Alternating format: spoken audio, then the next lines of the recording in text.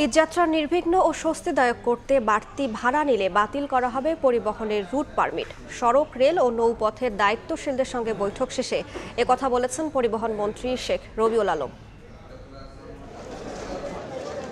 ধর্মীয় উৎসব ঈদ উল ফিতর উৎসবকে সামনে রেখে বরাবরের মতো এবারও ঢাকা ছাড়বেন কোটি মানুষ। বৃহস্পতিবার দুপুরে সচিবালয়ে রেল, নৌ ও সড়কপথের দায়িত্বশীলদের নিয়ে বৈঠকে বসেন মন্ত্রী। বৈঠক শেষে মন্ত্রী জানান, নির্ধারিত ভাড়ার বাইরে বাড়তি ভাড়া নেবার সুযোগ নেই। কেউ বাড়তি ভাড়া দিতে বাধ্য করলে সেই পরিবহন মালিকদের শাস্তির আওতায় আনা হবে। ঈদ যাত্রা উপলক্ষে সড়কে চাঁদাবাজি করার কোনো সুযোগ নেই। আইন শৃঙ্খলা রক্ষাকারী বাহিনী, পরিবহন সেক্টরে যারা জড়িত সবাই তৎপর আছে। আমাদের মন্ত্রণালয় থেকে যারা এখানে মনিটরিং করার দরকার সেটা আছে, মোবাইল কোর্ট আছে। আমি আর ম্যাগি, স্বাদ ও ভালোবাসার দারুণ জুটি ফ্রম নেসলে। যাত্রী পরিবহন নির্বিঘ্ন করতে ঈদের আগে ও পরে 4 দিন করে মোট 9 দিন মহাসড়কে ট্রাক ও লরি চলাচল বন্ধ থাকবে। এবার ঈদকে সামনে রেখে বেশ কিছু বিধিনিষেধ জারি থাকবে।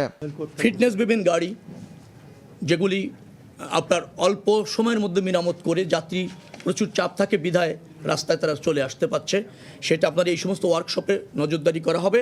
সড়কের মতো একই রকম উদ্যোগ নেওয়া হয়েছে রেল ও নৌপথেও। দায়িত্বশীলরা আশ্বস্ত করেন, মানুষ যাতে কষ্ট না পায় যে কোনো মূল্যে সেটি নিশ্চিত করবে সরকার।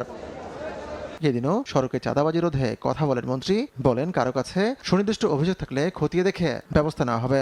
সেখানে উঠে পড়ছে। হাতিকুর রহমান তমাল, সময় সংবাদ, ঢাকা।